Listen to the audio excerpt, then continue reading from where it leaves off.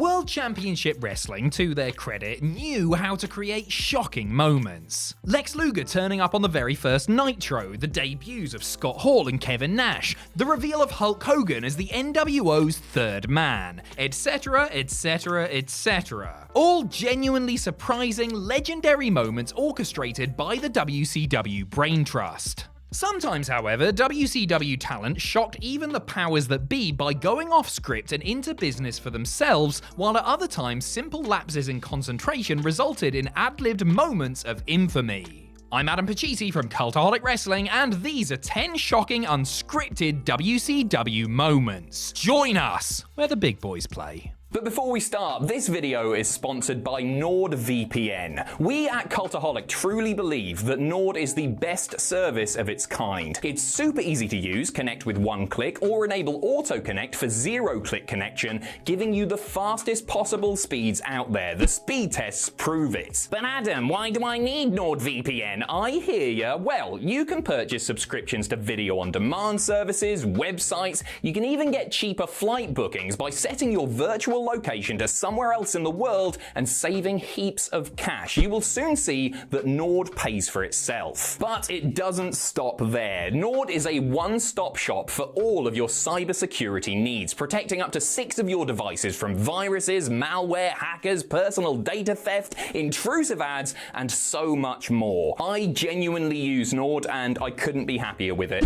It's the equivalent of a cup of fancy coffee every month, which I'm sure you'll agree is a small price to pay for serious peace of mind when it comes to all things digital. And there's even a 30-day money-back guarantee. If you're not completely satisfied, you get your money back. So grab your exclusive deal by heading to nordvpn.com/cultaholic. The link is in the description below, or use code cultaholic at checkout. Thank you.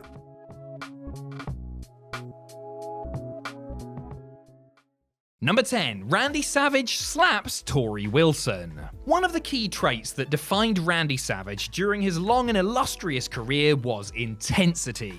And he certainly hadn't mellowed out by the time it came to his last main event run in the summer of '99. On the July 5th episode of Nitro, a gassed to the gills Macho Man was on the hunt for his girlfriend, Gorgeous George, after Kevin Nash had informed Savage that she was waiting in Big Sexy's dressing room for a little you-know-what. Backstage, a berserk Randy tracked down George, who was talking with Torrie Wilson, and proceeded to completely lose the plot. For real.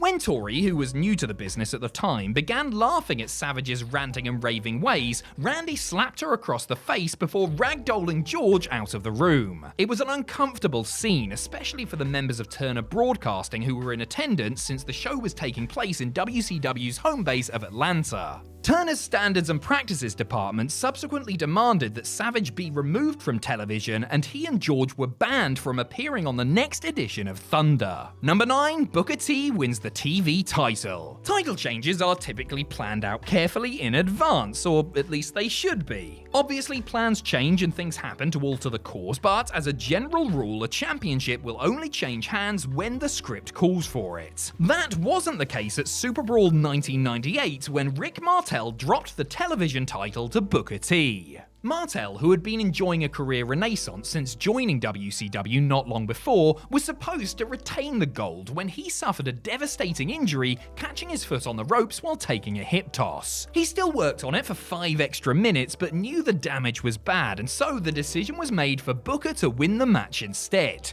Which is all well and good, but the winner of the match was then scheduled to immediately wrestle Perry Saturn in a bout penciled in to go for 15 minutes. Luckily, Big Pez and the Bookman are both pros and had no worries putting together a compelling match on the fly. Number 8. Kevin Nash and DDP lobby for the bad guy. After countless unfortunate incidents and embarrassments, Scott Hall was finally let go by WCW in October of 2000, about 8 months after he'd initially been sent home, with full pay of course. The bad guy being off the road didn't sit too well with his tag partner and best friend Kevin Nash, who by that point seemed to be as mentally checked out as anyone on the roster. Despite there being specific instructions for nobody to mention or reference Hall during broadcasts, Big Sexy continued to say his name in promos and egged fans on to chant chant for him even though WCW had no intention of bringing him back. This escalated after Scott had been officially fired, with Nash and his new Insiders tag partner DDP name-dropping Hall about 15 times in a 7-minute sit-down interview with Stevie Ray,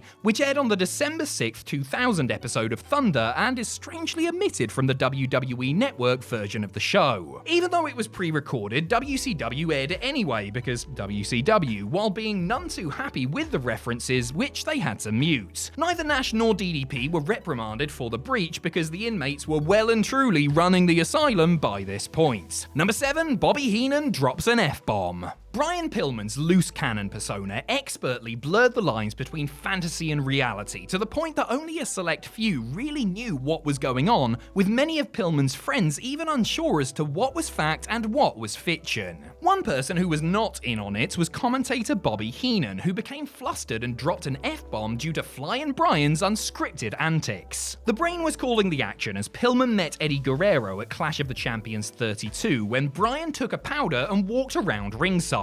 He then grabbed Heenan, who had no idea what was coming, from behind, causing the Brain to audibly ask Pillman what the you-know-what he was doing. Heenan began to walk up the aisle but regained his composure and returned to his position. Turns out Bobby was so upset because he didn't initially realize that it was Pillman grabbing him and thought it was an unruly fan instead. Heenan was actually on WCW's no-touch list due to his age and history of neck injuries, something that the former Hollywood Blonde hadn't been made aware of beforehand. Pillman later apologized to the the Brain. Number 6, Dean Malenko forgets the rules. If there is one person you didn't expect to lose concentration and do something to ruin a match, especially during the later stages of his career, it is Dean Malenko. The Iceman was smooth as silk and 15 years into his pro wrestling journey when he met Billy Kidman in a catch-as-catch-can match in the opener of Sold Out 2000, the first of 3 Kidman bouts comprising something called Triple Threat Theatre. The rules of the contest were the same as any other, only with the added caveat that if a wrestler left the ring, they would lose the match. Originally allotted about 12 minutes, it only went 2.5 because Malenko momentarily forgot the rules and slid out of the ring to the floor to take a breather.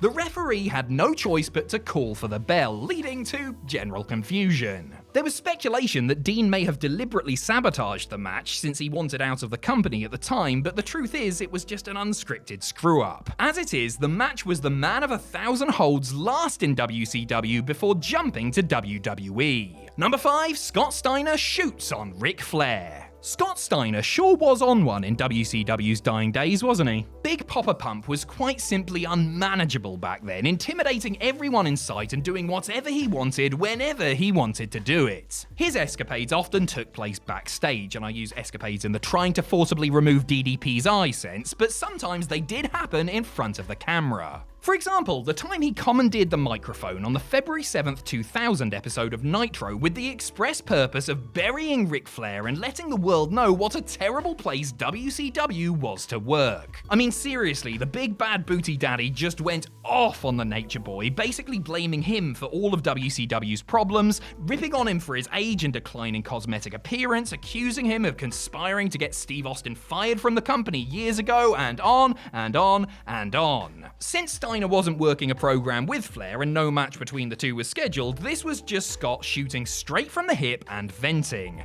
Oh, and the segment also went long, meaning that other things had to be cut from the show. Steiner was suspended at the following Thunder taping, with pay, naturally. Number 4, the Shockmaster debuts. Few moments in the history of wrestling have been funnier than the calamitous WCW debut of the Shockmaster. In fact, I would bet WWE's writing team of 50 couldn't come up with anything half as side-splitting hilarious as what Fred Ottman managed to create with a combination of bad luck and clumsiness. Ottman, who had previously portrayed Tugboat and Typhoon in WWE, was being brought into WCW as a top-level babyface to team with Sting, the British Bulldog, and Dustin Rhodes in an upcoming War Games match. match. His identity was to be revealed during a Flair for the Gold segment on a live Clash of the Champions special a month before the 8-man cage match by him bursting through the wall as pyro went off. Unfortunately for the Shockmaster, somebody had left a piece of lumber lying around and he tripped over it, falling, as Davey Boy Smith so eloquently put it, on his flippin' arse as his helmet fell off. It was, of course, fantastic, the gaff forcing WCW to change the direction of the Shockmaster, turning him from menacing masked Avenger to bumbling klutz. Number 3, Hulk Hogan, we comin' for you.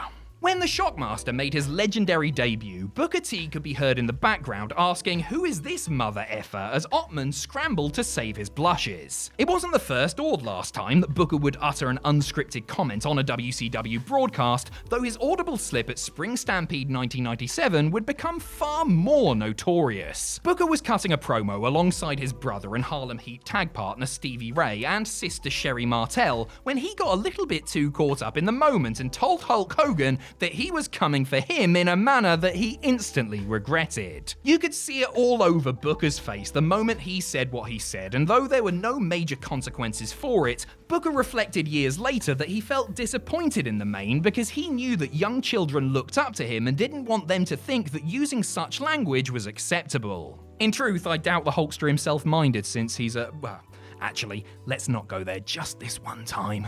Number 2, a major malfunction. There is a very strong argument to be made that any match involving Nitro Girl Tigress, Major Guns, and Paisley should last no longer than 20 seconds, but that wasn't the plan when the three collided in a triple threat match on the August 28th, 2000 episode of Nitro. Paisley kicked Guns in the back, Tigress hit her with a forearm and then did a bridging pin for the victory. And it was over, just like that. The referee counted 3 even though one of Guns' shoulders wasn't down and it looked like she was trying to kick out. And nobody knew what to do after as the commentators argued over whether it was actually a 3 count and the women continued half-heartedly scrapping before wandering off. Since this was WCW in the summer of 2000, you can be forgiven for wondering whether it was a work, a shoot, a work shoot, somebody working themselves into a shoot like a jabroni mark, or quite simply, a massive balls up. Considering the reactions of everybody involved, I'm betting the farm on the latter.